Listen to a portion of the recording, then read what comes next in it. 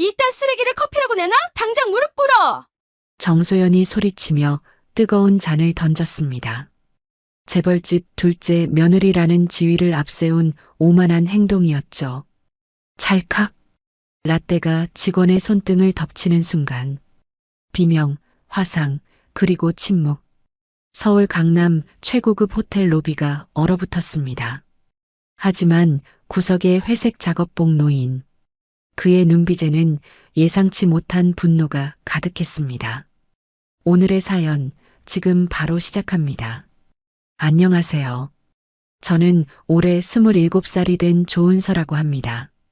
서울 강남구 청담동에 위치한 루미에르 호텔. 이곳 1층 카페라 매종에서 일한 지 이제 2년째입니다. 계약직 바리스타, 그게 제 공식 직함이에요. 아침 6시 30분이면 출근합니다. 지하철 7호선을 타고 청담역에서 내려 10분을 걸으면 유리와 대리석으로 빛나는 호텔이 보입니다. 매일 같은 길이지만 익숙해지지 않는 풍경입니다. 호텔 정문을 지나 직원 통로로 들어서면 화려한 로비와는 전혀 다른 세상이 펼쳐집니다. 좁은 복도, 낡은 형광등, 벽에 붙은 안전수칙 포스터. 저는 이 대비가 싫지 않았어요. 오히려 솔직하다고 느꼈습니다. 라커룸에서 유니폼으로 갈아입습니다. 검은색 셔츠에 베이지 앞치마, 가슴에 달린 금색 명찰. 조은서 바리스타. 거울 속 제 얼굴은 언제나 약간 긴장해 있습니다. 은서야, 오늘 VIP 예약 많대. 정신 똑바로 차려. 같은 팀 선배 수진 언니가 말했습니다. 저는 고개를 끄덕이며 대답했어요. 네, 언니. 준비 잘할게요. 카페 문을 열고 들어서면 커피 향이 먼저 반깁니다. 에스프레소 머신의 낮은 진동 소리, 우유 스티밍할 때 나는 부드러운 쉿소리. 이 소리들이 제 하루를 시작하게 만듭니다. 오전 8시 첫 손님이 들어옵니다.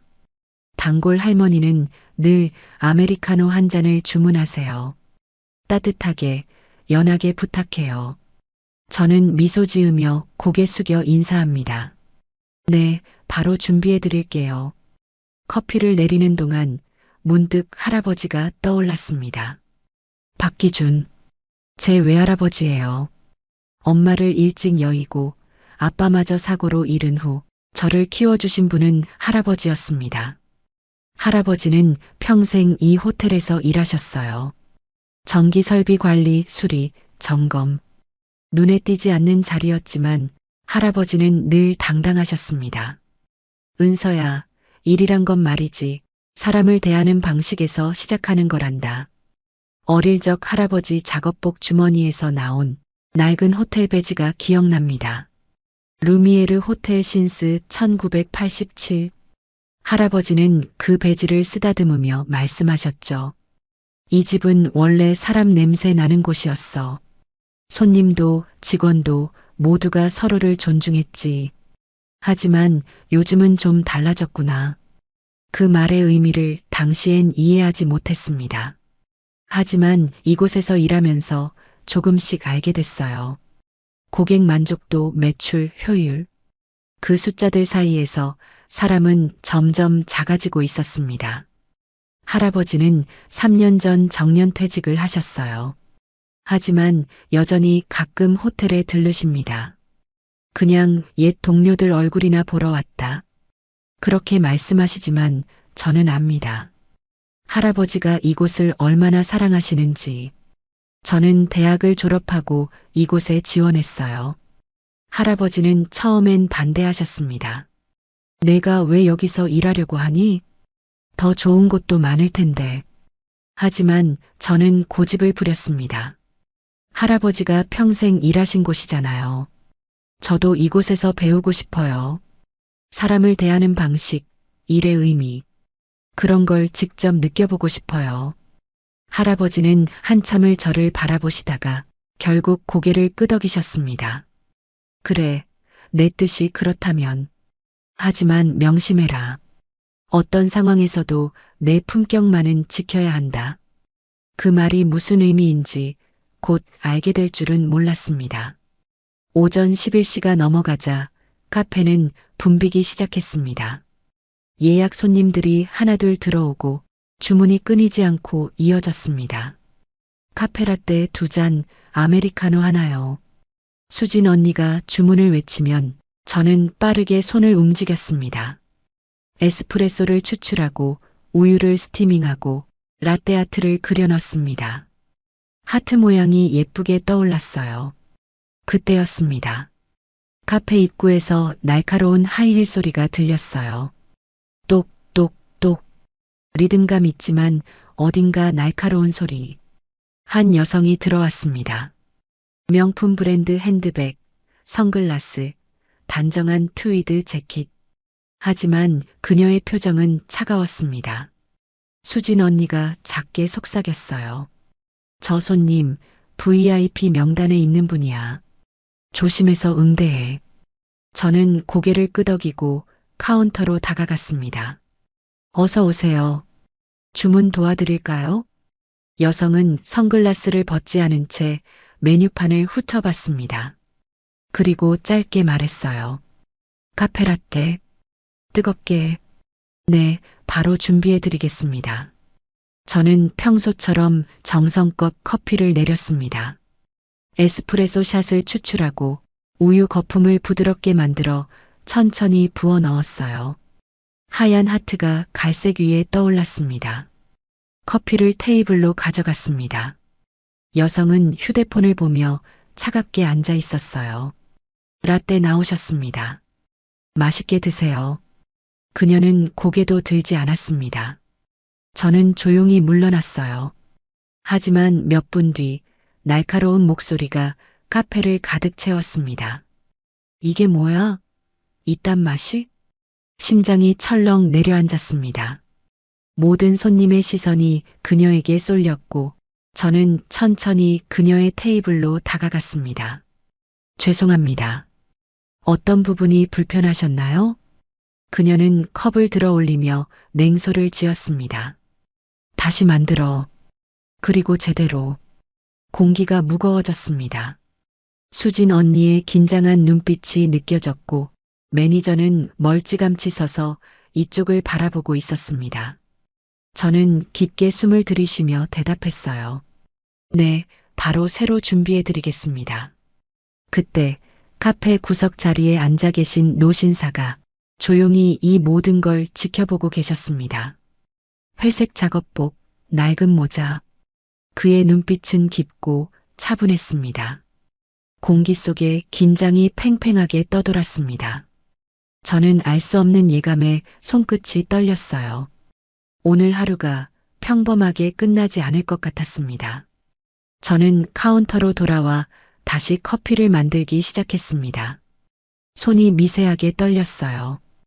에스프레소 머신 앞에서 깊게 숨을 들이쉬었습니다.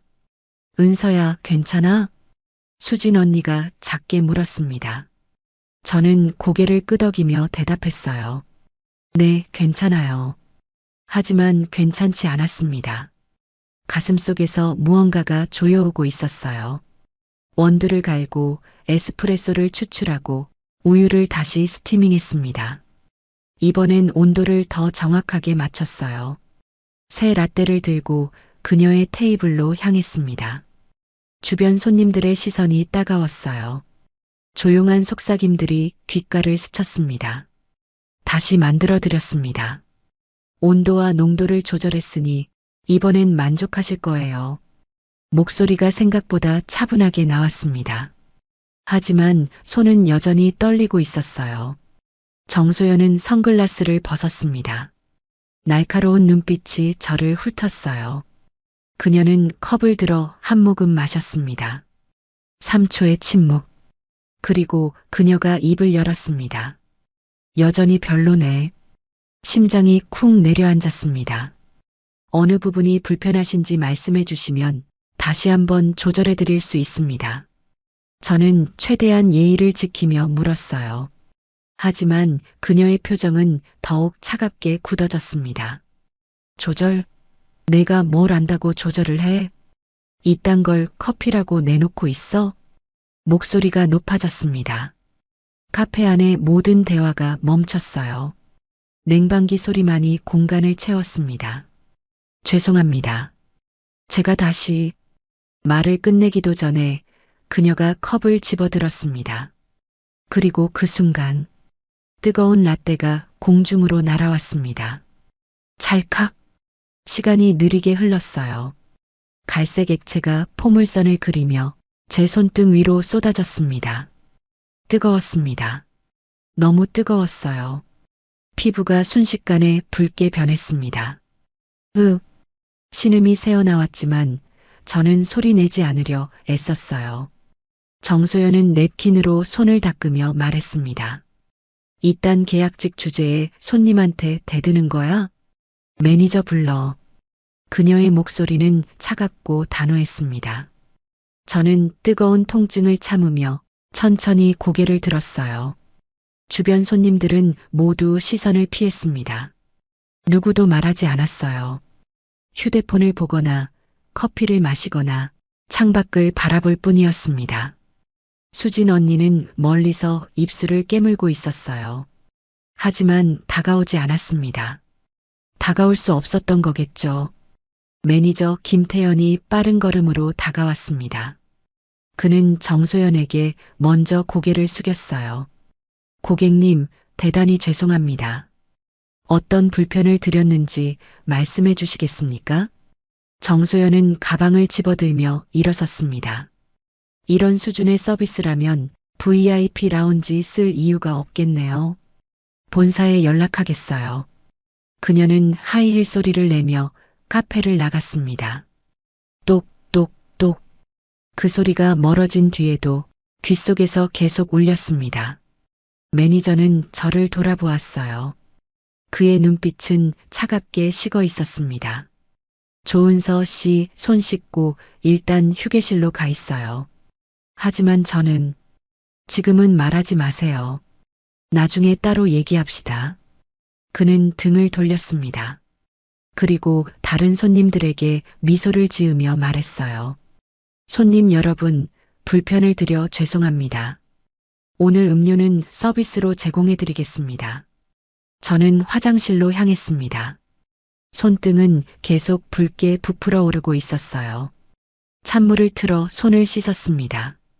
차가운 물이 피부를 감싸자 통증이 조금 누그러졌어요. 하지만 마음은 더 아팠습니다. 거울 속 제 얼굴은 창백했습니다. 눈가가 붉어져 있었어요. 저는 눈물을 참으며 입술을 깨물었습니다. 괜찮아, 조은서. 괜찮아. 스스로에게 말했지만 떨림은 멈추지 않았어요. 휴게실로 돌아가자 수진 언니가 기다리고 있었습니다. 그녀는 제 손을 보더니 한숨을 쉬었어요. 은서야, 병원 가야겠다. 화상 자국 제대로 치료 안 하면 흉터 남아. 괜찮아요, 언니. 조금 있으면 나을 거예요. 괜찮긴 뭐가 괜찮아. 너 지금. 수진 언니의 목소리가 떨렸습니다. 하지만 그녀는 더 이상 말하지 않았어요. 대신 구급상자를 꺼내 연고를 발라주었습니다. 은서야, 미안해. 내가 나서야 했는데. 나도 겁이 났어. 언니의 목소리는 작았습니다. 저는 고개를 저으며 대답했어요. 아니에요. 언니 잘못 아니에요. 하지만 가슴속에선 질문이 맴돌았습니다. 왜 아무도 말하지 않았을까? 왜 모두 침묵했을까? 오후 3시 매니저가 휴게실로 들어왔습니다. 그는 의자에 앉으며 팔짱을 꼈어요. 조은서 씨, 오늘 일은 유감이에요. 하지만 고객님이 화가 나신 데는 이유가 있었을 거예요. 저는 천천히 고개를 들었습니다. 매니저님, 저는 최선을 다했습니다. 2번이나 새로 만들어 드렸고요. 그건 알아요. 하지만 결과적으로 고객은 불만족하셨잖아요. 그리고 VIP 고객이 본사에 컴플레인을 넣으면 우리 지점 평가에 영향을 미쳐요. 그럼 제가 어떻게 해야 했나요? 목소리가 떨렸습니다. 참아야죠. 그게 서비스직이에요. 고객이 우선입니다. 조은서 씨, 문제를 키우지 마세요. 그 말에 저는 할 말을 잃었습니다. 매니저는 일어서며 덧붙였어요. 오늘은 조퇴하세요. 그리고 내일부터는 더 신경 써주길 바랍니다. 문이 닫히는 소리가 무겁게 울렸습니다. 저는 혼자 남겨졌어요. 손등의 화상은 계속 욱신거렸습니다. 하지만 더 아픈 건 마음이었어요. 참아야 한다는 말이 머릿속을 계속 맴돌았습니다. 짐을 챙겨 나오는 길에 카페 구석자리에 노신사가 보였습니다. 그는 여전히 조용히 앉아 계셨어요. 커피잔은 이미 비어 있었습니다. 그의 눈과 제 눈이 마주쳤습니다. 그는 천천히 고개를 끄덕였어요. 무슨 의미인지 알 수 없었지만 그 시선 속엔 무언가 깊은 것이 담겨 있었습니다. 저는 호텔을 나섰습니다.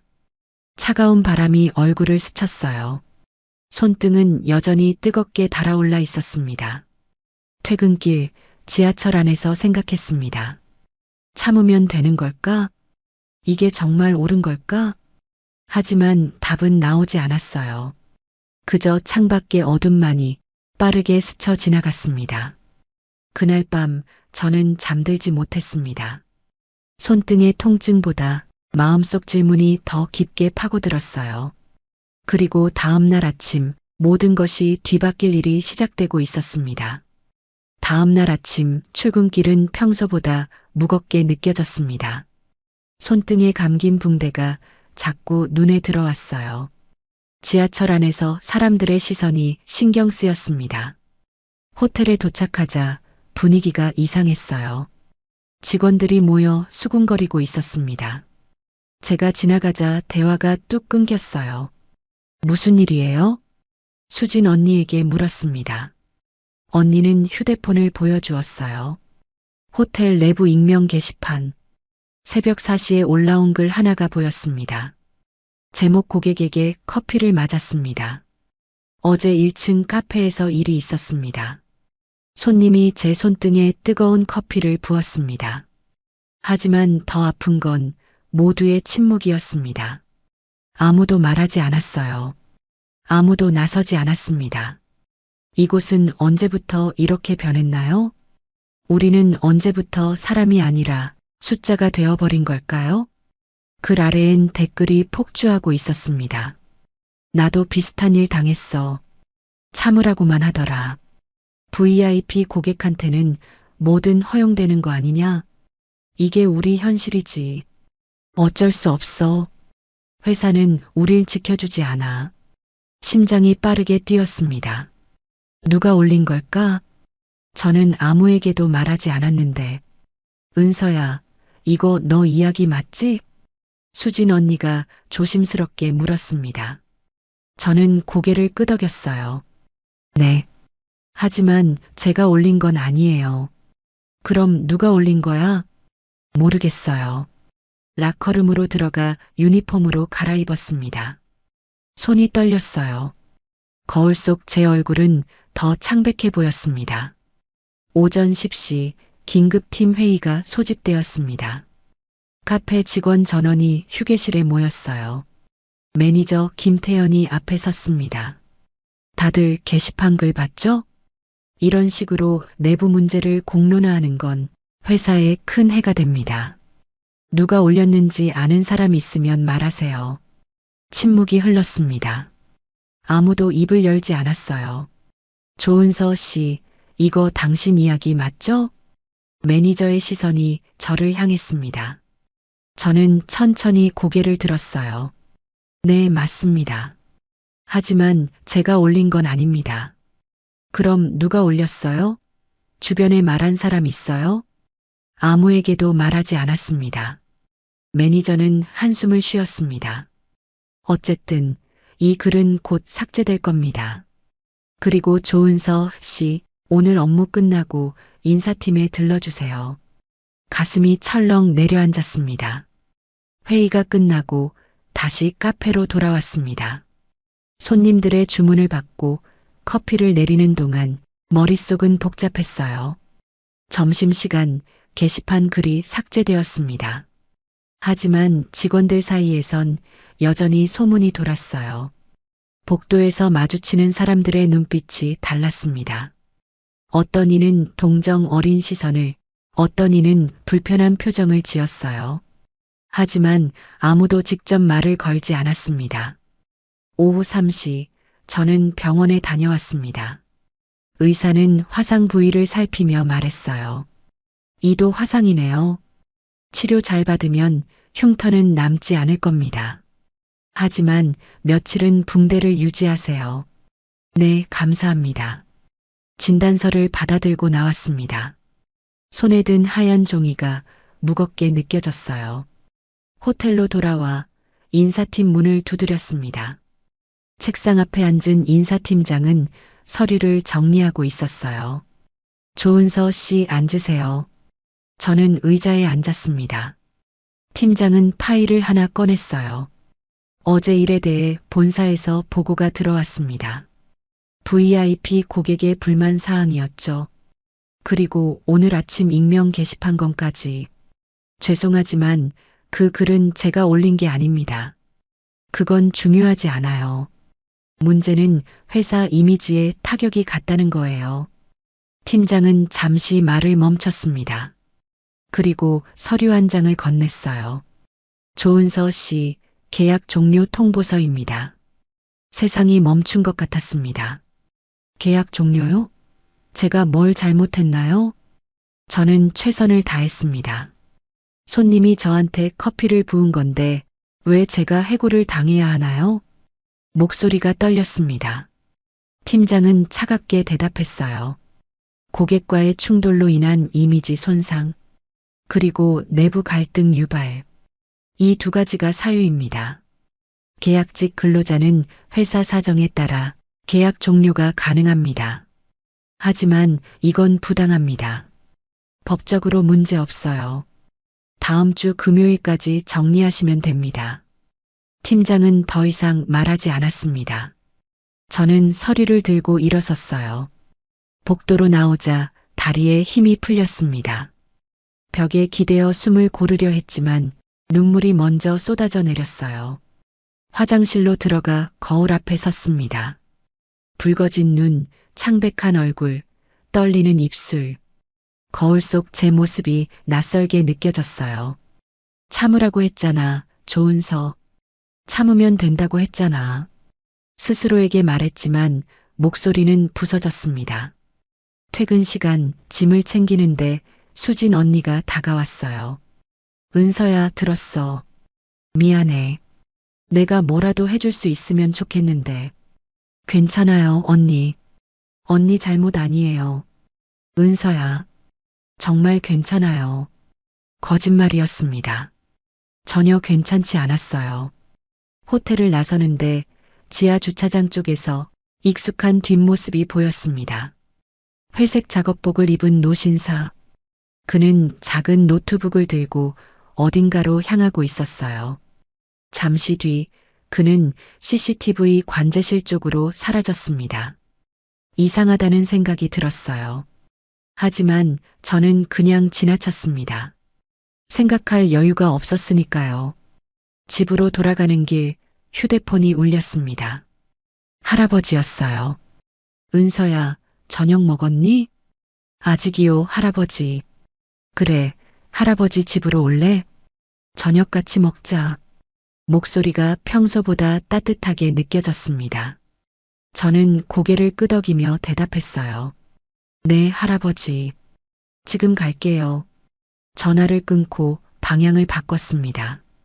할아버지 댁은 호텔에서 그리 멀지 않았어요. 30분 뒤 할아버지 집 앞에 도착했습니다. 작은 빌라 2층, 낡은 초인종 소리가 울렸어요. 문이 열리고 할아버지가 나타났습니다. 그는 제 얼굴을 보더니 조용히 말했어요. 많이 힘들었구나. 그 한마디에 참고 있던 눈물이 쏟아졌습니다. 할아버지는 저를 안아주었어요. 따뜻하고 든든한 품이었습니다. 할아버지, 저 해고당했어요. 제가 뭘 잘못한 건지 모르겠어요. 저는 최선을 다했는데. 알아, 다 알고 있어. 할아버지의 목소리는 차분했습니다. 하지만 그 속엔 무언가 단단한 것이 담겨 있었어요. 은서야, 세상엔 두 가지 복수가 있단다. 하나는 분노로 하는 복수, 또 하나는 품격으로 하는 복수. 할아버지는 저를 바라보며 말했어요. 내가 선택할 길은 후자야. 그리고 할아버지가 도와줄게. 그 말의 의미를 저는 아직 몰랐습니다. 하지만 할아버지의 눈빛 속에서 무언가 깊고 단단한 결심을 느낄 수 있었어요. 그날 밤 할아버지의 서재에서 낡은 호텔 배지 하나를 발견했습니다. 루미에르 호텔 창립자 마이너스 박기준. 창립자? 심장이 빠르게 뛰기 시작했습니다. 루미에르 호텔 창립자 마이너스 박기준. 배지를 손에 쥔 채 저는 한참을 서 있었습니다. 창립자. 할아버지가 이 호텔을 세운 사람이었다니.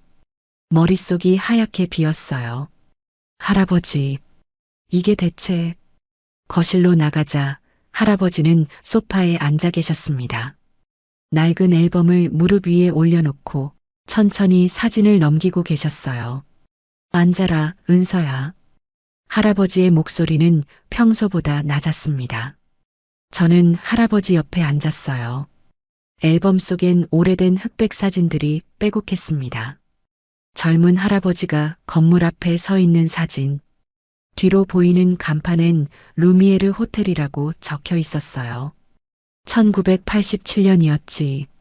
내가 이 호텔을 처음 열었을 때 할아버지는 사진을 쓰다듬으며 말했습니다. 당시엔 돈도 없고 배경도 없었어. 하지만 단 하나 믿음이 있었단다. 사람을 먼저 생각하는 곳을 만들겠다는 믿음. 저는 조용히 듣고 있었어요. 손님도 사람이고 직원도 사람이야. 누구 하나 숫자로 취급받으면 안 된다고 생각했지. 그래서 직원 복지에 많은 돈을 썼어. 아이 키우는 엄마들에겐 탄력 근무를, 학생들에겐 장학금을, 아픈 직원에겐 병원비를 지원했단다. 할아버지의 목소리가 잠시 멈췄습니다. 하지만 세월이 흐르면서 사람들이 변했어. 효율, 수익, 평가. 그런 단어들이 사람을 덮어버렸지. 나는 그게 견딜 수 없었어. 그래서 경영권을 넘겼단다. 10년 전 일이야. 그럼 지금 호텔은? 내 지분은 여전히 남아있어. 그리고 이사회 의결권도 가지고 있지. 하지만 나는 일선에서 물러났어. 사람들은 내가 그냥 정기기사라고만 알아. 그게 편했거든. 할아버지는 앨범을 덮으며 말했어요. 은서야, 내가 이곳에서 일하겠다고 했을 때 난 반대했어야 했어. 내가 만든 곳이 이렇게 변할 줄 알았다면. 아니에요, 할아버지. 제가 선택한 일이에요. 저는 할아버지 손을 잡았습니다. 하지만 가슴 속엔 여전히 무거운 덩어리가 있었어요. 그날 밤 저는 제 방으로 돌아왔습니다.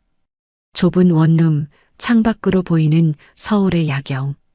반짝이는 불빛들 사이에서 저는 무척 작게 느껴졌어요.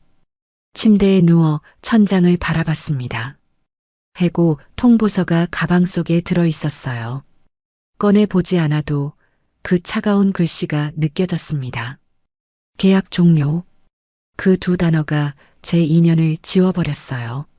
눈을 감자 기억이 떠올랐습니다. 첫 출근 날. 유니폼을 입고 거울 앞에 섰던 순간. 조은서, 잘할 수 있어. 할아버지가 일하신 곳에서 너도 사람들에게 따뜻함을 줄 수 있어. 그렇게 다짐했었어요. 첫 손님에게 커피를 건넬 때의 떨림. 감사합니다. 잘 마실게요. 손님의 미소.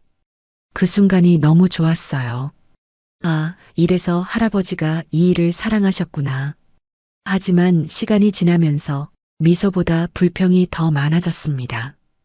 왜 이렇게 오래 걸려? 다시 만들어줘. 이게 돈 받고 파는 커피야? 처음엔 참을 수 있었어요.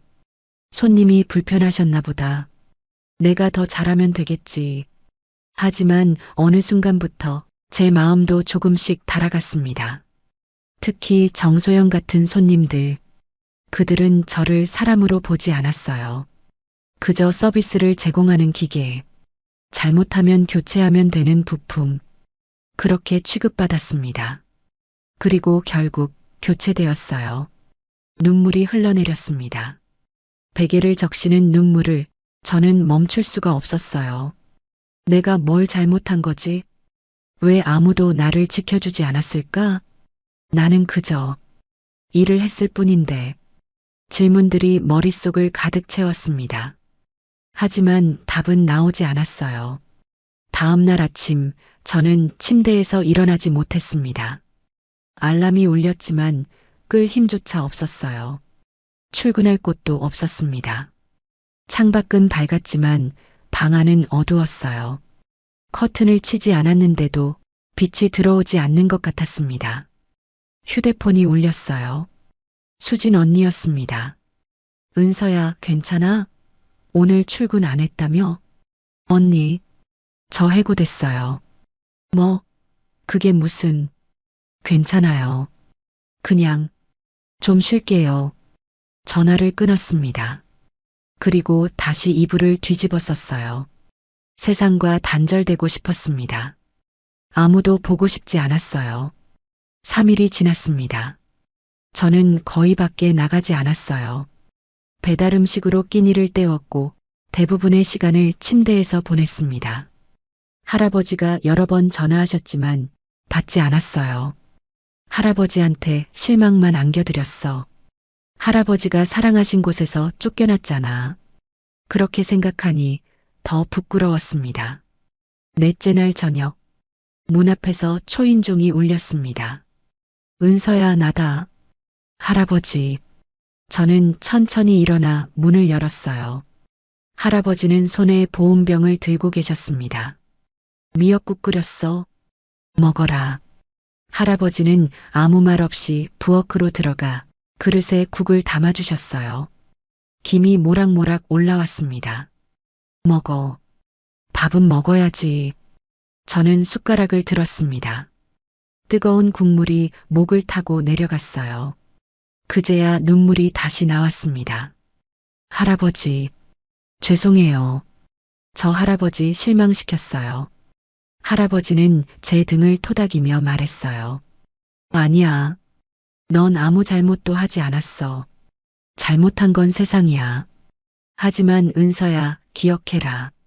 세상이 너를 무너뜨릴 순 있어도 내 품격까지 빼앗을 순 없단다. 할아버지는 가방에서 서류 뭉치를 꺼냈습니다. 이건 지난 10년간의 호텔 내부 기록이야. 직원 처우, 고객 응대, CCTV 자료.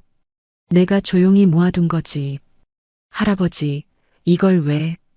복수는 분노로 하는 게 아니야. 정의로 하는 거란다. 그리고 은서야, 넌 그럴 자격이 있어. 할아버지의 눈빛이 단단했습니다. 이제 할아버지가 움직일 거야. 하지만 내가 준비되어 있어야 해. 세상 앞에 설 준비 말이다. 저는 고개를 들었습니다. 할아버지의 얼굴엔 결연함이 서려 있었어요. 그 순간 제 안에서도 무언가 다시 타올랐습니다. 그래. 이대로 무너질 순 없어. 나는 잘못하지 않았어. 창밖으로 달빛이 들어왔습니다. 어둠 속에서도 빛은 있었어요. 그리고 저는 다시 일어설 준비를 시작했습니다. 일주일이 지났습니다. 저는 매일 할아버지 댁을 찾았어요. 서재에는 상자 6개가 쌓여 있었습니다. 이게 다 뭐예요? 증거야. 할아버지는 상자 하나를 열었습니다. 안에는 USB, 문서, 녹음 파일이 빼곡했어요. 10년 동안 모은 거란다.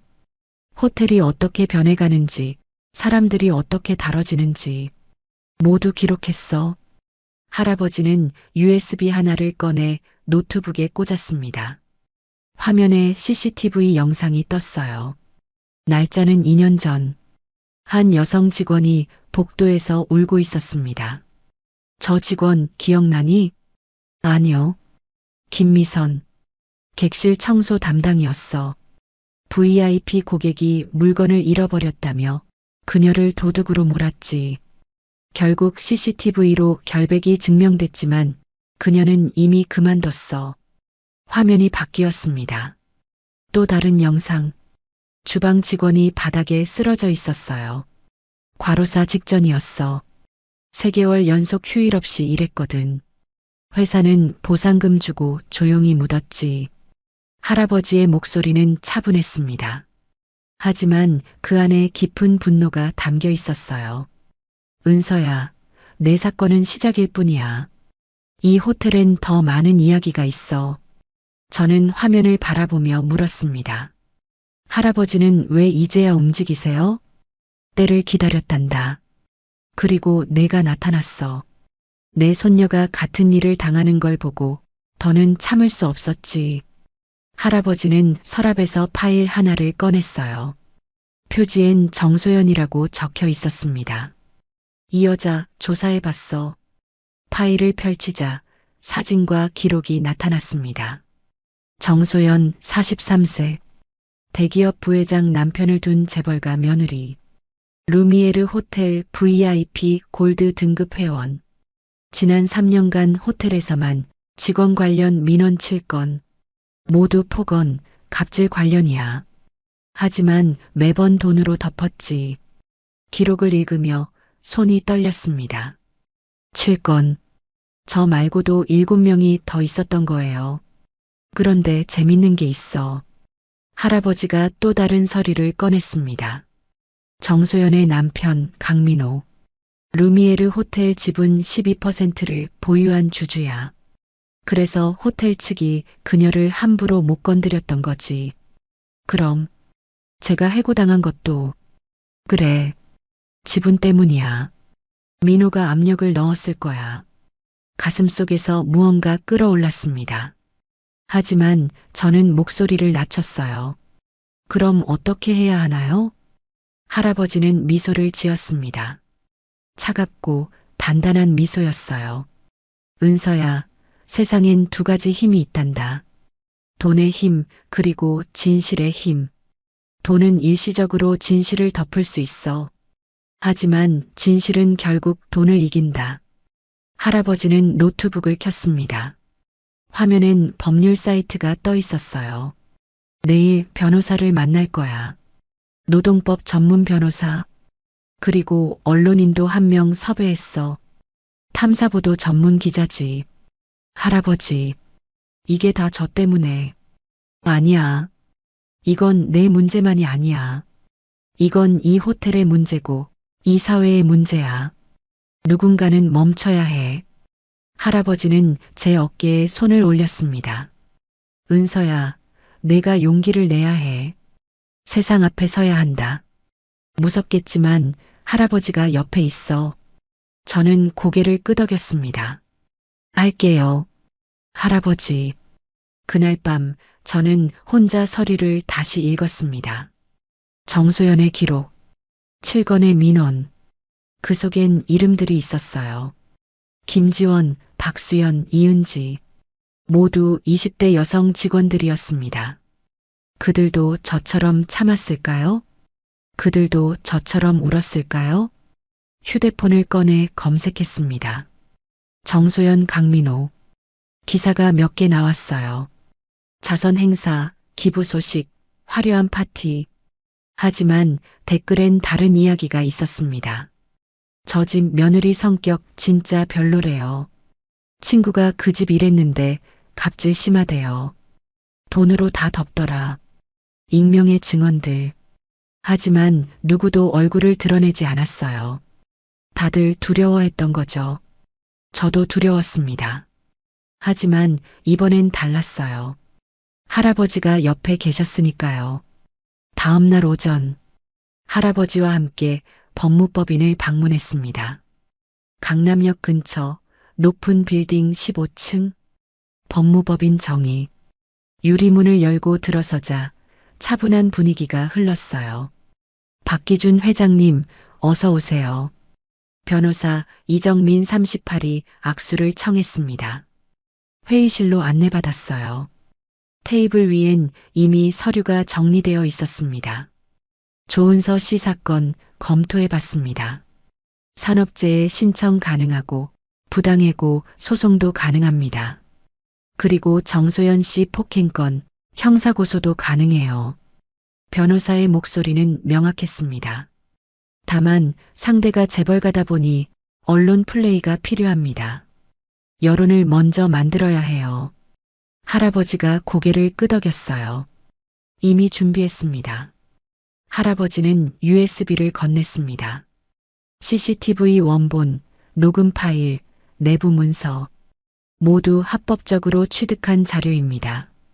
변호사는 자료를 확인하며 눈빛이 달라졌어요. 이 정도면 충분합니다. 언론에 제보하면 큰 파장이 있을 겁니다. 회의가 끝나고 저는 할아버지에게 물었습니다. 할아버지, 정말 괜찮을까요? 은서야, 진실은 언제나 빛을 이긴다.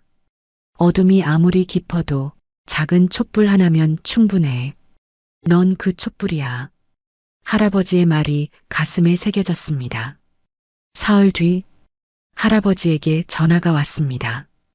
은서야, 기자가 움직였어. 내일 저녁 9시 뉴스 특집 방송이 나간다. 심장이 빠르게 뛰었습니다. 어떤 내용인데요? 재벌가 며느리의 갑질, 그리고 호텔의 은폐. 내 이름은 익명 처리될 거야. 하지만 진실은 모두 나간다. 전화를 끊고 창밖을 바라봤습니다. 서울의 하늘은 흐렸어요. 비가 올 것 같았습니다. 하지만 저는 알고 있었습니다.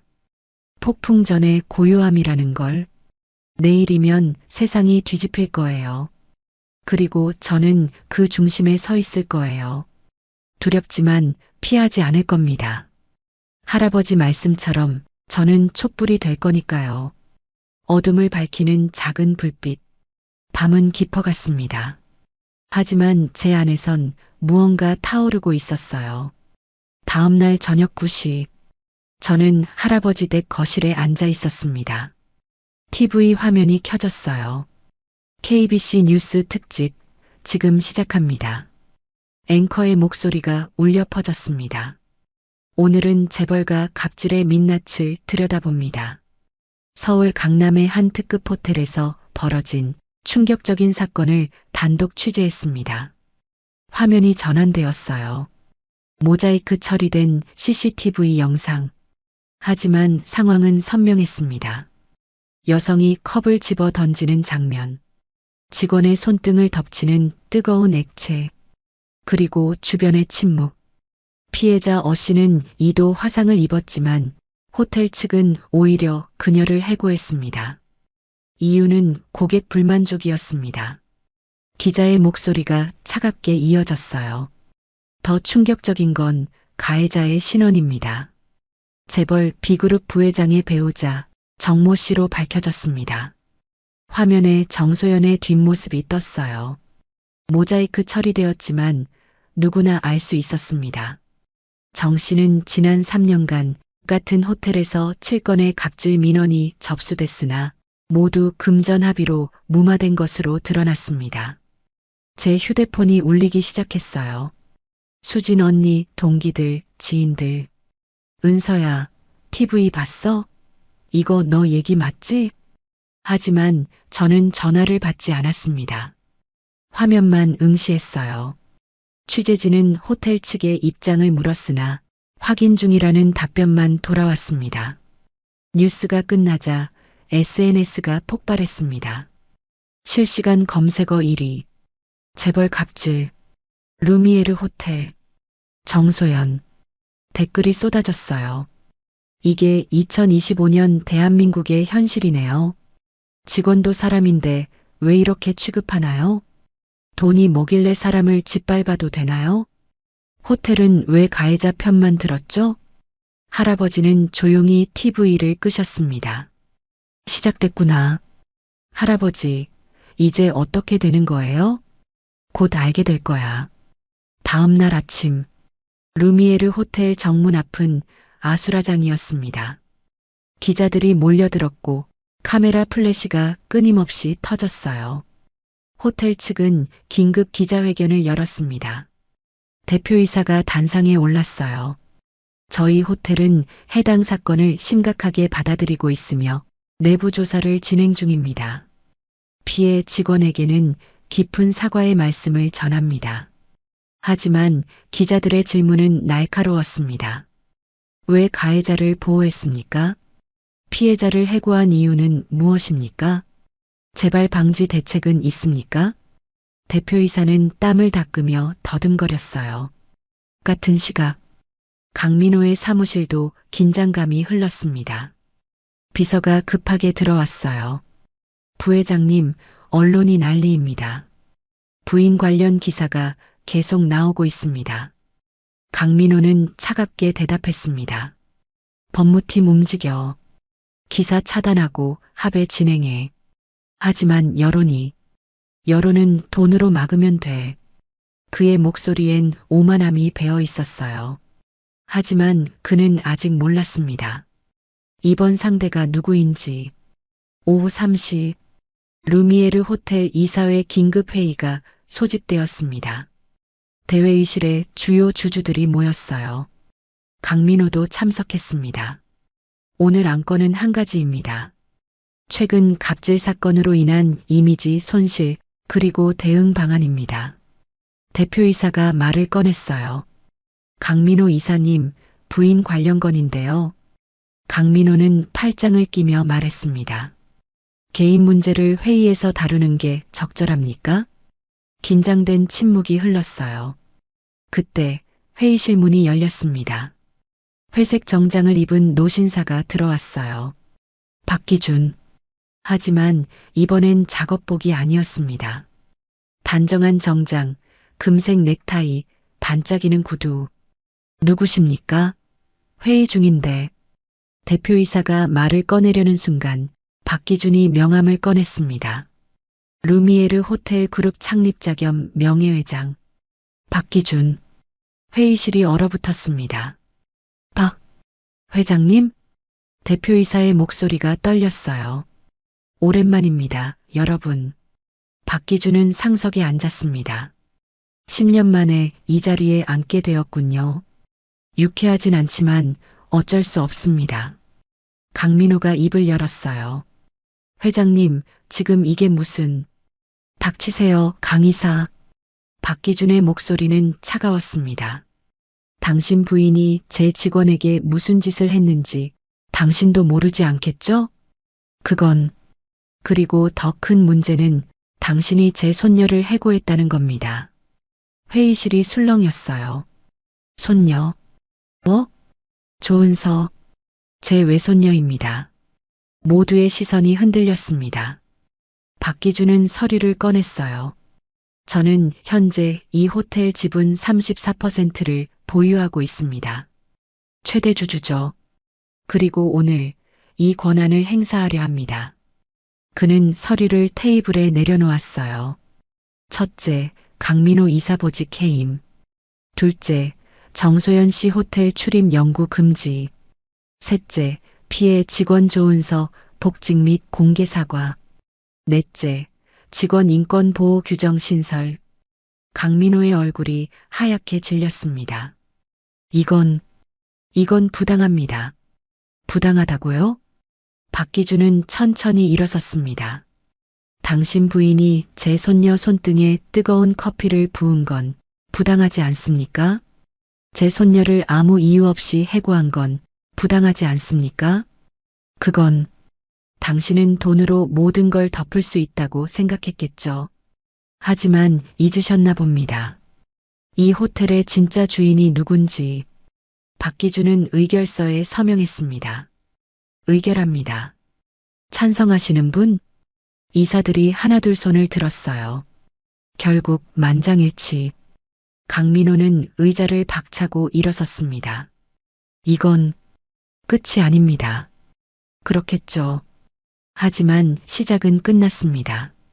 박기준은 차갑게 대답했어요. 회의가 끝나고 박기준은 창밖을 바라봤습니다. 서울의 하늘은 맑았어요. 비는 그쳤고 햇살이 들어왔습니다. 그는 휴대폰을 꺼내 전화를 걸었어요. 은서야, 끝났다. 이제 당당히 돌아오렴. 저는 눈물을 삼키며 대답했습니다. 네, 할아버지. 감사합니다. 그날 저녁 뉴스 속보가 떴습니다. 루미에르 호텔 창립자 박기준 명예회장, 손녀 갑질 피해 사건 직접 해결, 재벌 부회장 보직 해임, 부인 출입 금지 조치. 세상이 뒤집혔습니다. 댓글이 폭주했어요. 이게 진짜 할아버지다. 품격 있는 복수. 정의가 이겼다. 하지만 아직 아무도 몰랐습니다. 박기준의 진짜 계획이 무엇인지, 그리고 조은서의 인생이 이제 완전히 다른 방향으로 흘러갈 것이라는 걸. 복수는 끝났지만 진짜 이야기는 이제 시작이었습니다. 복직 첫날, 호텔 정문을 지나는데 분위기가 달랐습니다. 직원들이 저를 보며 속삭였어요. 저 사람이 회장님 손녀래. 부회장 날린 사람이잖아. 조심해야겠다. 시선이 따가웠습니다. 하지만 이번엔 무시가 아니었어요. 두려움이었습니다. 라커룸에 들어서자 수진 언니가 다가왔어요. 은서야, 진짜 오랜만이다. 목소리가 평소보다 밝았습니다. 어색할 정도로. 응, 언니. 잘 지냈어? 응. 너 진짜 회장님 손녀였어? 왜 한 번도 말 안 했어? 언니의 눈빛이 달라져 있었어요. 예전처럼 편안하지 않았습니다. 말할 일이 없었어. 그래도 그렇지. 우리 친한데. 친했나요? 제가 해고당했을 때 언니는 연락하지 않았어요. 저는 유니폼을 입으며 대답했습니다. 이제 알았잖아. 은서야, 그게 아니라. 수진 언니가 말을 더듬었어요. 있잖아. 나 요즘 살기 빡빡해서 혹시 할아버지한테 부탁 하나만. 가슴이 차갑게 식었습니다. 무슨 부탁? 아, 그게 대출금 때문에 조금만 도와줄 수 있을까 해서. 저는 언니를 똑바로 바라봤어요. 언니, 나 해고당했을 때 연락했어? 그건 미안해. 바빴어. 지금은 안 바빠? 은서야, 왜 그래? 우리 사이가 뭔데? 목소리가 차갑게 나왔습니다. 수진 언니는 입술을 깨물며 뒤로 물러섰어요. 그래. 알았어. 미안. 그녀는 돌아섰습니다. 하지만 뒷모습엔 원망이 배어 있었어요. 카페로 나가자 매니저 김태연이 기다리고 있었습니다. 조은서 씨 복직을 환영합니다. 그는 억지로 웃고 있었어요. 감사합니다. 앞으로 잘 부탁드립니다. 혹시 불편한 점 있으면 언제든 말씀하세요. 같은 사람이 맞나요? 저를 해고했던 그 사람이. 매니저님, 저 해고하셨잖아요. 김태연의 얼굴이 굳었습니다. 그건 회사 방침이었고, 지금은 회사 방침이 바뀌었나요? 조은서 씨, 과거 일은 잊고, 전 안 잊어요. 저는 앞치마를 매며 카운터로 향했습니다. 김태연은 뒤에서 멈춰 섰어요. 그의 시선이 등을 찔렀습니다. 점심시간. 휴게실에서 쉬고 있는데 다른 팀 직원이 왔습니다. 은서 씨, 혹시 시간 돼? 객실팀 김유진 29이었어요. 무슨 일이에요? 있잖아. 내가 승진 서류 넣었거든. 근데 자꾸 밀리는 것 같아서 혹시 회장님한테 한마디만. 또였습니다. 제가 왜 그걸 해야 하는데요? 우리 같은 회사 직원이잖아. 직원이면 실력으로 승진해야죠. 김유진의 얼굴이 일그러졌어요. 아, 그래. 너는 회장 손녀니까 편하겠다. 우린 이렇게 빌어야 하는데 제가 편했을 것 같아요? 목소리가 낮아졌습니다. 저 해고당했을 때 아무도 안 도와줬어요. 지금 와서 도움 달라고 하는 게 우습지 않아요? 김유진은 입술을 비틀며 일어섰습니다. 알았어. 잘났다, 진짜. 문이 쾅 닫혔어요. 저는 혼자 남았습니다. 차가운 공기만이 휴게실을 채웠어요. 퇴근 후 할아버지께 전화가 왔습니다. 은서야, 오늘 어땠니? 할아버지, 사람들이 달라졌어요. 그럴 줄 알았다. 할아버지의 목소리는 차분했어요. 은서야, 사람은 두 얼굴을 가졌단다. 하나는 가난할 때 보이는 얼굴, 또 하나는 부유할 때 보이는 얼굴. 넌 지금 두 번째 얼굴을 보고 있는 거야. 너무 힘들어요, 할아버지. 알아. 하지만 이것도 배움이야. 진짜 내 편이 누군지 알게 되는 거지. 전화를 끊고 집으로 돌아왔습니다. 현관문을 열자 초인종이 또 울렸어요. 문을 열자 낯선 남자가 서 있었습니다. 조은서 씨 맞으시죠? 누구세요? 저는 투자회사 대표 한재욱이라고 합니다. 혹시 잠깐 시간 되실까요? 무슨 일이신데요? 한재욱은 명함을 건넸어요. 은서 씨 사업 제안 하나 하고 싶어서요. 박기준 회장님 손녀시니까 투자 받기 쉬우실 거 아니에요. 가슴속에서 무언가 끌어올랐습니다. 죄송한데 관심 없어요. 아직 얘기도 안 들어보셨는데. 필요 없어요. 돌아가세요. 문을 닫으려는데 그가 발을 밀어 넣었어요. 조 씨, 이거 큰 기회예요. 회장님 손녀라는 브랜드 가치 엄청난 거 아시죠? 제 가치를 돈으로 환산하지 마세요. 저는 차갑게 대답했습니다. 그리고 제 할아버지를 이용하려는 사람 용서 안 해요. 한재욱의 얼굴이 굳었어요. 에이, 뭐 이래. 잘난 척은. 그는 명함을 바닥에 던지고 돌아섰습니다. 문을 닫자 다리에 힘이 풀렸어요. 벽에 기대어 숨을 고르며 눈을 감았습니다. 이게 진짜 내 인생인가? 다음 날 호텔 복도에서 대표이사를 마주쳤습니다.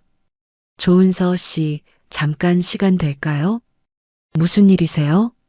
사무실로 잠깐만 오시겠어요? 대표이사실. 넓은 책상 뒤에 그가 앉았어요.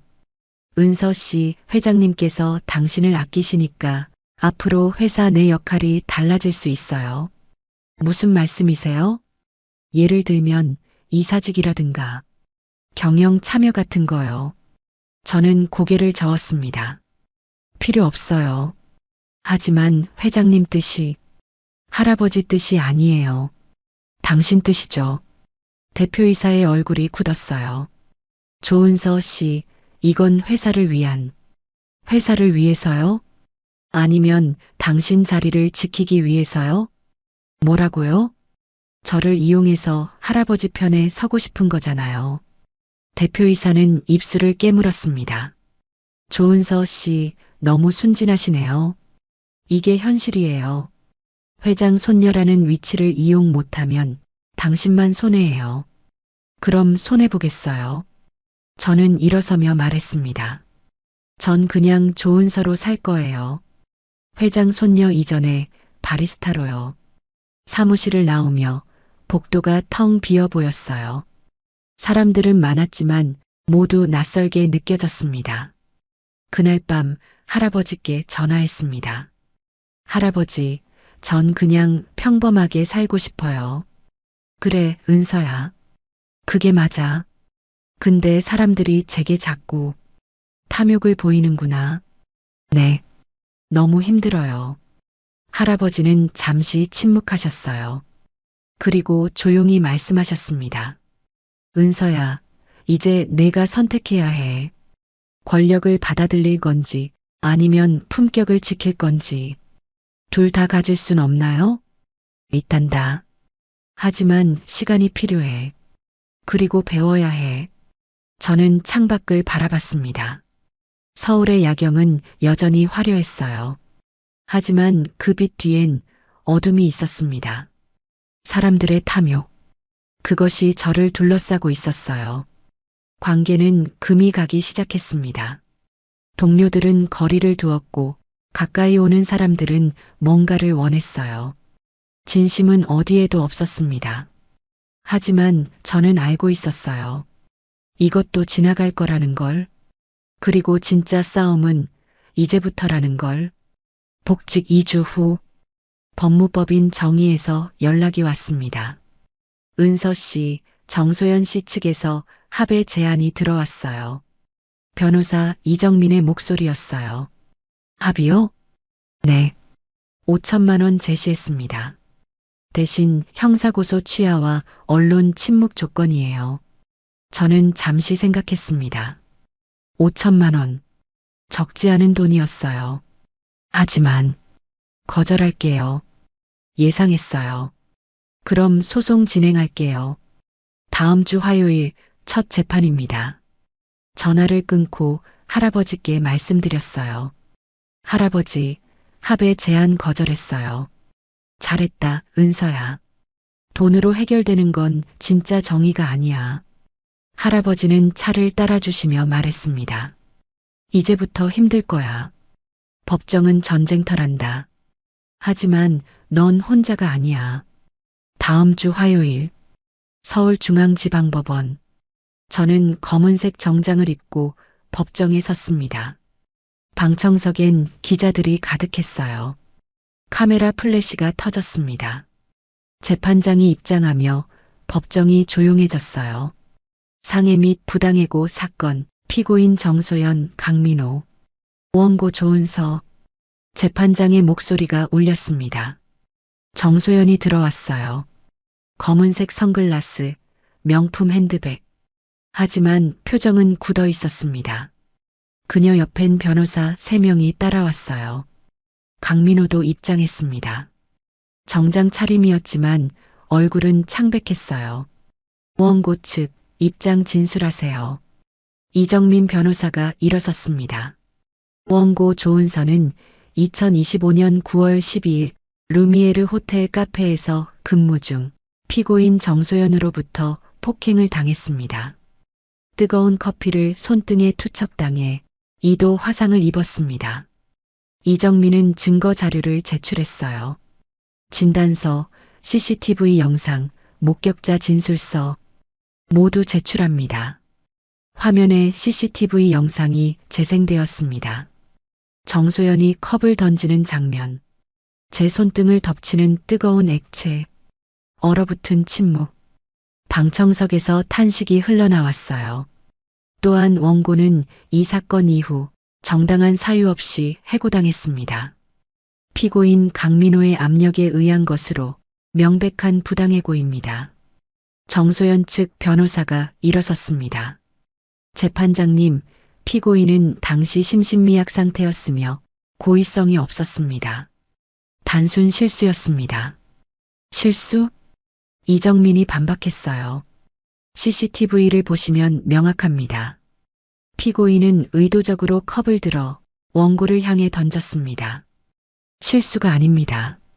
하지만 원고 측이 먼저 불친절했고, 불친절의 기준은 무엇입니까? 커피를 2번 만들어 드렸는데도 폭행을 당해야 합니까? 법정이 긴장감으로 가득 찼어요. 재판장이 망치를 두드렸습니다. 정숙하시기 바랍니다. 증인 신문이 시작되었습니다. 수진 언니가 증인석에 섰어요. 증인, 당시 상황을 말씀해 주세요. 이정민이 물었습니다. 수진 언니는 떨리는 목소리로 대답했어요. 은서가 최선을 다했어요. 2번이나 커피를 새로 만들었고 정중하게 응대했습니다. 하지만 손님은 계속 불만을 표하셨고 결국 컵을 던지셨어요. 그 후 호텔 측 반응은 어땠습니까? 매니저는 은서에게만 책임을 물었어요. 손님을 보호하려 했죠. 수진 언니의 눈가가 붉어졌습니다. 제가 그때 나섰어야 했는데. 죄송해요, 은서야. 저는 고개를 끄덕였어요. 다음은 매니저 김태연이 증인석에 섰습니다. 증인, 왜 원고를 해고했습니까? 이정민의 질문이 날카로웠어요. 그건 회사 방침이었습니다. 누구의 지시였습니까? 인사팀에서. 인사팀장은 누구의 지시를 받았습니까? 김태현은 입술을 깨물었어요. 강민호 이사님이. 방청석이 술렁였습니다. 강민호의 얼굴이 굳었어요. 증인 강민호 이사가 직접 압력을 넣었습니까? 네. 전화로 해고를 지시하셨습니다. 재판장이 강민호를 바라봤어요. 피고인 사실입니까? 강민호는 일어서지 않았습니다. 변호사가 대신 답했어요. 인사결정은 정당한 경영권 행사입니다. 하지만 보복 목적이었다면 부당해고에 해당합니다.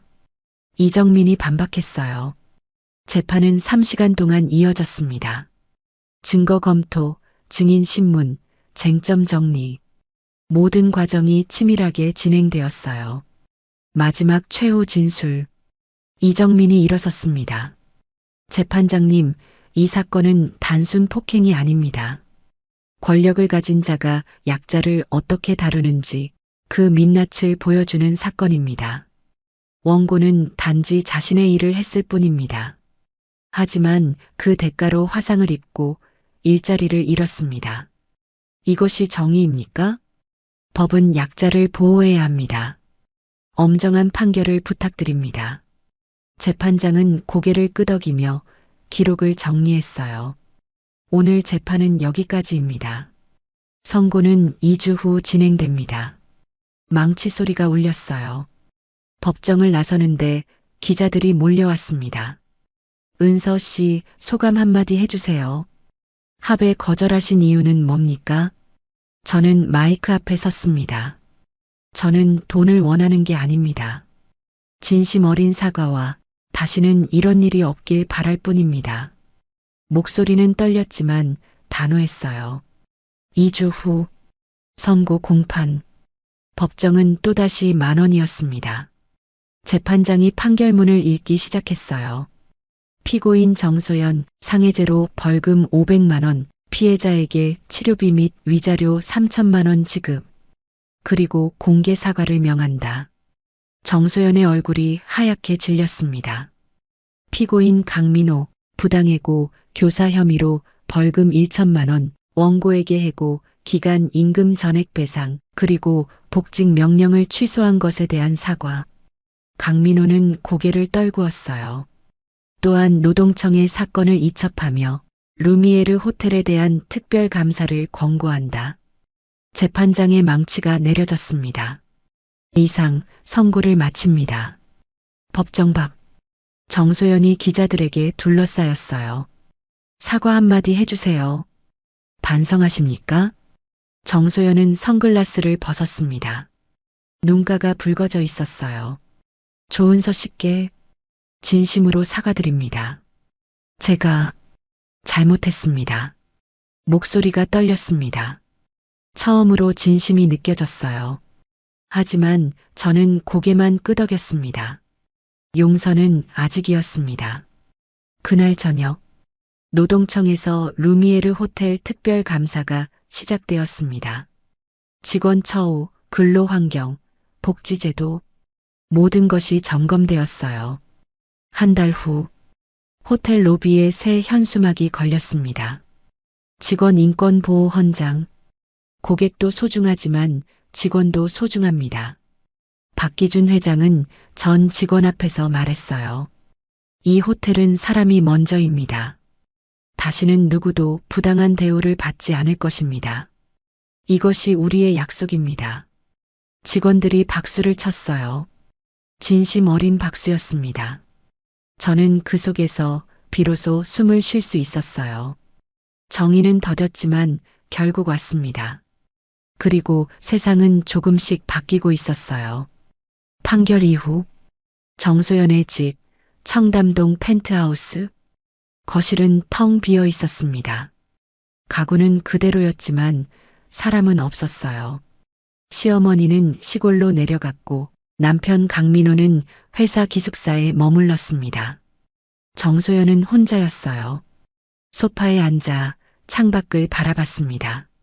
한강이 보였어요. 예전엔 아름답다고 생각했는데 이젠 그저 차갑게만 느껴졌습니다. 휴대폰이 울렸어요. 변호사였습니다. 정 여사님, 벌금과 배상금 입금 확인됐습니다. 이제 공개 사과만 남았습니다. 공개 사과요? 네. 판결문대로 SNS와 언론에 사과문을 게재하셔야 합니다. 전화를 끊었습니다. 손이 떨렸어요. 공개 사과. 그녀의 이름이 다시 뉴스에 오를 거였습니다. SNS를 켰습니다. 댓글창이 여전히 불타고 있었어요. 돈 많으면 사람 깔봐도 되냐? 재벌 며느리 특권 누리더니 이제 법 앞에 무릎 꿇었네. 사과는 진심이 담겨야 의미가 있는데 이런 사람이 애 키우면 애도 똑같이 되겠지. 마지막 댓글에서 손가락이 멈췄습니다. 네. 그녀의 아들 강준우고 이혼 후 전 남편이 키우고 있는 아이였어요. 준우는 이 사건 이후 연락을 끊었습니다. 엄마 학교에서 애들이 놀려요. 갑질 엄마라고요. 마지막 통화가 떠올랐어요. 준우야, 엄마가 잘못했어. 미안해. 엄마, 저 이제 안 볼래요. 뭐라고? 엄마 부끄러워요. 뚝. 전화가 끊겼습니다. 그 후로 준우는 전화를 받지 않았어요. 정소연은 눈을 감았습니다. 눈물이 흘러내렸어요. 3천만 원을 지불했지만 아들은 돌아오지 않았습니다. 같은 시각, 강민호의 사무실, 아니, 전 사무실. 그는 짐을 정리하고 있었습니다. 보직 해임 이후 명예직으로 밀려났어요. 급여는 반으로 줄었고 권한은 모두 박탈되었습니다. 책상 위엔 사표가 놓여 있었어요. 하지만 제출하지 않았습니다. 사표를 내면 퇴직금도 깎일 테니까요. 비서가 마지막으로 들어왔습니다. 부회장님, 아니, 이사님, 짐 다 정리되셨습니까? 그래. 그동안 수고 많으셨습니다. 비서는 90도로 인사했어요. 하지만 눈빛엔 동정이 아닌 안도가 담겨 있었습니다. 드디어 저 사람 밑에서 벗어나는구나. 강민호는 그 시선을 읽었어요. 하지만 아무 말도 하지 않았습니다. 엘리베이터를 타고 내려가는 동안 거울 속 자신을 바라봤습니다. 핏기 없는 얼굴, 깊어진 주름, 백발이 늘었어요. 1층 로비를 지나는데 직원들이 고개를 숙였습니다. 인사가 아니었어요. 시선을 피하는 거였습니다. 주차장으로 향했습니다. 그의 차는 구석에 세워져 있었어요. 예전엔 사장 전용 구역에 있었는데 이젠 일반 직원 구역이었습니다. 차에 시동을 걸었습니다. 하지만 어디로 가야 할지 몰랐어요. 집에 가면 정소연이 있었습니다. 서로 얼굴을 마주하고 싶지 않았어요. 결국 회사 근처 모텔로 향했습니다. 좁은 방, 낡은 침대, 창밖으론 네온 사인이 깜빡였어요. 그는 침대에 누워 천장을 바라봤습니다. 어떻게 이렇게 됐지? 3개월 전만 해도 그는 부회장이었어요. 권력이 있었고 돈이 있었고 명예가 있었습니다. 하지만 지금은 아무것도 남지 않았어요. 휴대폰이 울렸습니다. 아버지, 강철수 회장이었어요. 민호야, 어디냐? 모텔이요. 뭐? 모텔? 네. 침묵이 흘렀습니다. 민호야, 너 이혼해. 뭐라고요? 정소연이랑 이혼해.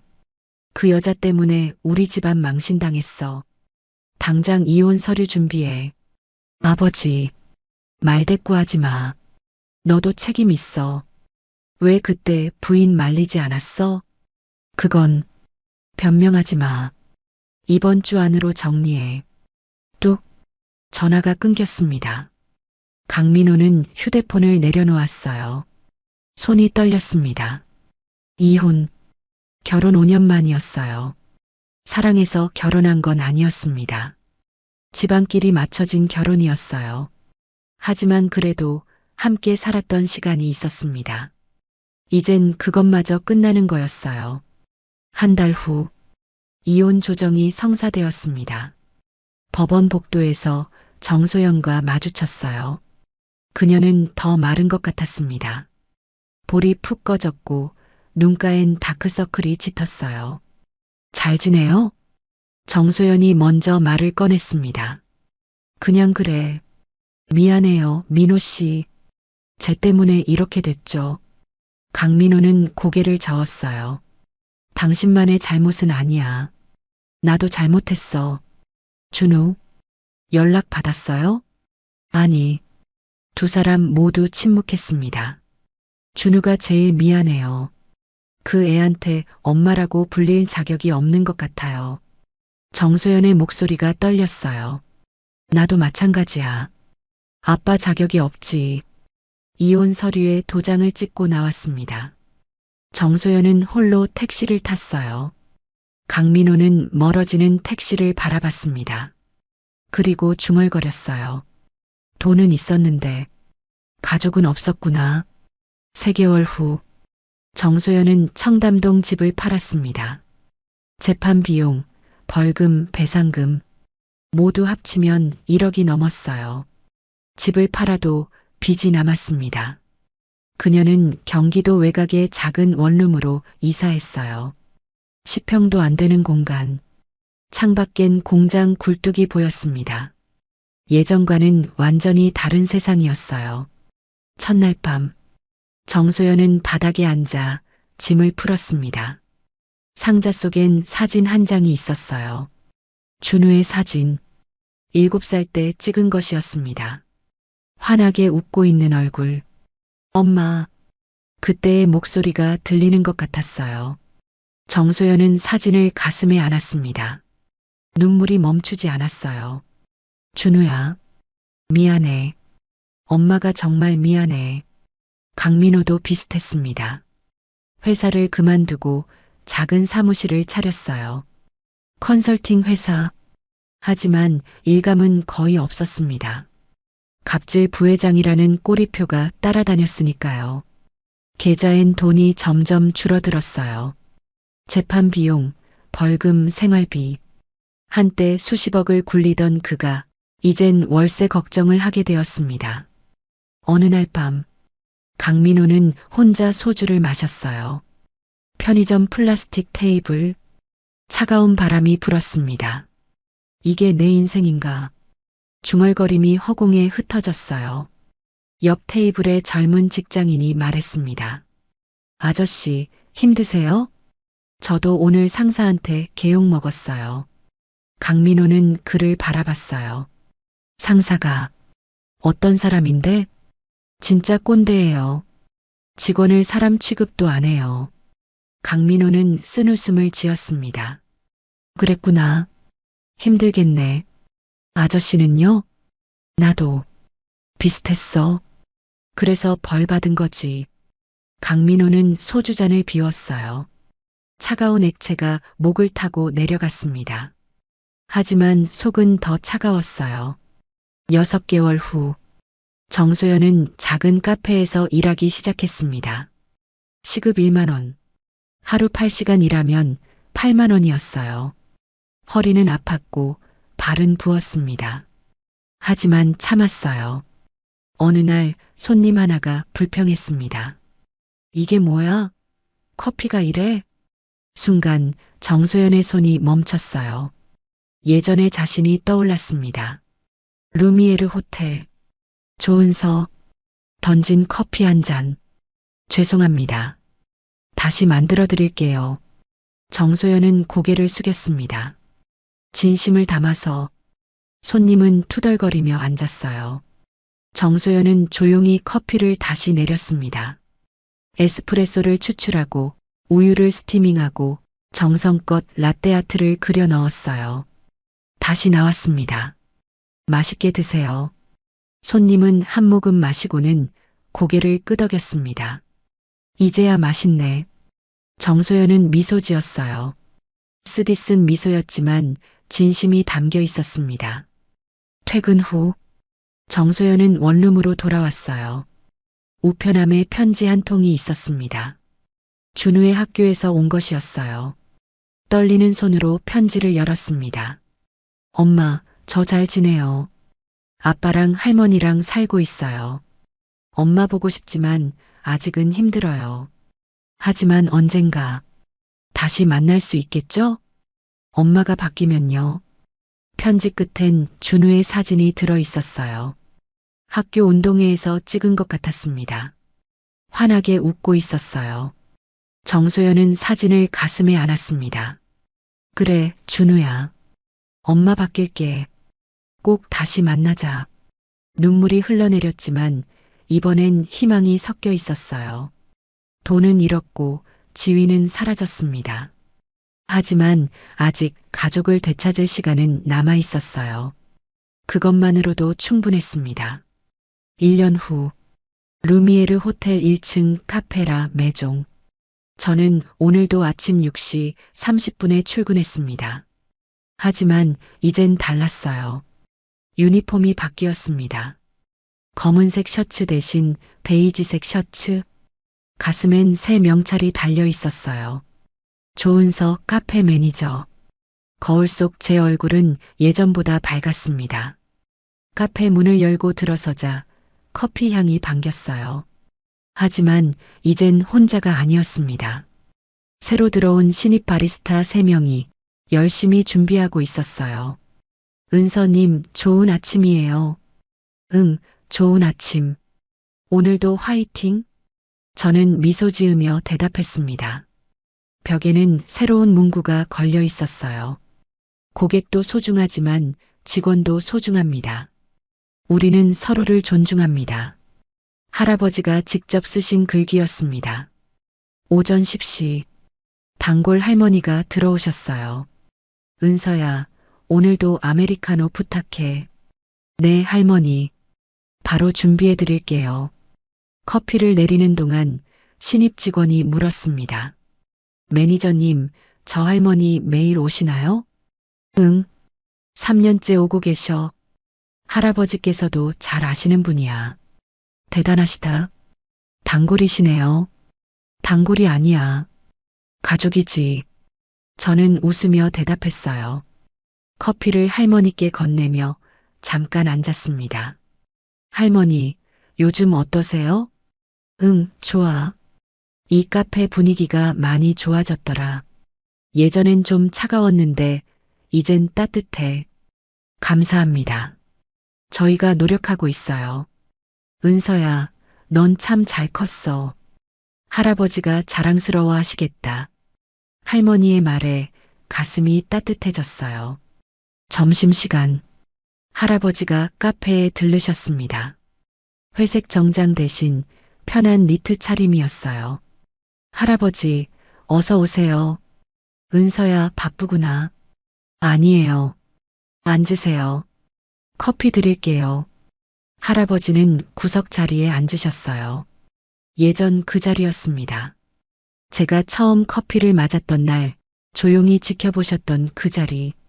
저는 정성껏 커피를 내렸습니다. 할아버지께 드리는 커피는 늘 특별했어요. 할아버지, 카페라떼 나왔어요. 고맙다, 은서야. 할아버지는 한 모금 마시며 미소 지으셨어요. 맛있구나. 역시 우리 손녀가 최고야. 할아버지가 가르쳐 주셔서요. 저는 할아버지 앞에 앉았습니다. 할아버지, 요즘 어떠세요? 좋지. 요즘 호텔이 많이 바뀌었어. 직원들 얼굴이 밝아졌단다. 다 할아버지 덕분이에요. 아니야. 내 덕분이지. 내가 용기를 냈으니까. 할아버지는 제 손을 잡았습니다. 따뜻했어요. 은서야, 1년 전 일 기억나니? 네. 어떻게 잊겠어요. 그때 내가 무너졌다면 지금 이 변화는 없었을 거야. 내가 일어섰기에 다른 사람들도 일어설 수 있었어. 할아버지, 품격은 권력보다 강하단다. 넌 그걸 증명했어. 할아버지의 말씀이 가슴 깊이 새겨졌습니다. 오후 3시, 카페에 낯선 손님이 들어왔어요. 아니, 낯설지 않았습니다. 정소연이었어요. 1년 만이었습니다. 그녀는 많이 달라져 있었어요. 명품 옷 대신 평범한 청바지, 화장기 없는 얼굴. 하지만 눈빛은 예전보다 맑았습니다. 어서 오세요. 저는 평온하게 인사했어요. 정소연은 잠시 망설이다가 카운터로 다가왔습니다. 조은서 씨, 맞죠? 네. 저, 커피 한 잔 주문할 수 있을까요? 물론이죠. 무엇으로 드릴까요? 카페라떼요. 뜨겁게. 순간 1년 전 그날이 떠올랐습니다. 하지만 저는 흔들리지 않았어요. 네, 바로 준비해 드릴게요. 저는 정성껏 커피를 내렸습니다. 에스프레소를 추출하고 우유를 부드럽게 스티밍했어요. 하얀 하트가 갈색 위에 떠올랐습니다. 라떼 나왔습니다. 천천히 드세요. 정소연은 조심스럽게 컵을 받았어요. 감사합니다. 그녀는 자리에 앉아 한 모금 마셨습니다. 그리고 눈을 감았어요. 잠시 후 그녀가 카운터로 다시 왔습니다. 조은서 씨, 네, 정말 죄송했어요. 1년 전 일 평생 잊지 못할 거예요. 정소연의 목소리가 떨렸습니다. 저는 이제 작은 카페에서 일해요. 거기서 배웠어요. 커피 한 잔이 얼마나 어렵게 만들어지는지, 손님의 한마디가 얼마나 무거운지. 저는 고개를 끄덕였어요. 알아요. 힘드셨죠? 네, 많이요. 하지만 덕분에 사람이 됐어요. 조은서 씨, 감사합니다. 감사는 무슨요? 진심이에요. 당신 덕분에 제가 바뀔 수 있었어요. 정소연은 깊게 고개 숙였습니다. 저는 그녀를 바라보며 말했어요. 정소연 씨, 우린 모두 실수해요. 중요한 건 그 후에 어떻게 사느냐죠. 당신은 바뀌셨어요. 그걸로 충분해요. 정소연의 눈가가 붉어졌습니다. 감사합니다. 정말로. 그녀는 조용히 카페를 나갔어요. 저는 그 뒷모습을 바라봤습니다. 마음 한편이 따뜻해졌어요. 용서는 쉽지 않았습니다. 하지만 가능했어요. 저녁 6시, 퇴근 시간, 신입 직원들이 정리를 마쳤어요. 은서님, 오늘도 고생하셨어요. 너희도 수고했어. 조심히 들어가. 내일 봐요. 밝은 목소리들이 카페를 채웠습니다. 예전과는 완전히 다른 분위기였어요. 저는 마지막으로 카페를 둘러봤습니다. 깨끗한 카운터, 정돈된 의자들, 벽에 걸린 따뜻한 문구들. 이곳은 더 이상 차가운 공간이 아니었어요. 사람 냄새 나는 곳이었습니다. 불을 끄고 나오는데 할아버지가 기다리고 계셨어요. 할아버지, 왜 안 들어가세요? 너 기다렸지. 같이 저녁 먹자. 좋아요. 우리는 나란히 호텔을 나섰습니다. 저녁 하늘은 붉게 물들어 있었어요. 은서야. 네, 할아버지. 넌 이제 진짜 어른이 됐구나. 아직 멀었어요. 아니야. 충분해. 넌 품격을 지켰어. 그게 진짜 어른이란다. 할아버지의 손이 제 어깨를 감쌌습니다. 할아버지, 사랑해요. 나도 사랑한다. 우리 손녀. 우리는 석양을 바라보며 걸었어요. 서울의 거리는 여전히 분주했지만 우리의 발걸음은 평화로웠습니다. 1년 전 뜨거운 커피 한 잔이 모든 걸 바꿨어요. 하지만 그 뜨거움 속에서 더 따뜻한 무언가를 발견했습니다. 사람의 품격, 그리고 진짜 사랑. 돈은 권력을 만들지만 품격은 사람을 만듭니다. 저는 그걸 배웠어요. 그리고 그 배움을 이제 나눌 준비가 되었습니다. 루미에르 호텔은 다시 빛나고 있었어요. 하지만 이번엔 다른 빛이었습니다. 사람의 빛, 따뜻하고 부드럽고 영원한 빛. 그 빛 속에서 우리는 모두 함께 걸어갈 수 있었습니다. 이야기는 여기서 끝납니다. 하지만 삶은 계속됩니다. 당신의 하루에도 작은 빛이 있길 바랍니다. 그리고 그 빛을 누군가와 나눌 수 있길. 이야기를 끝까지 들어주신 분이 계시다면 잘 들었다고 댓글 하나만 남겨주세요. 감사합니다.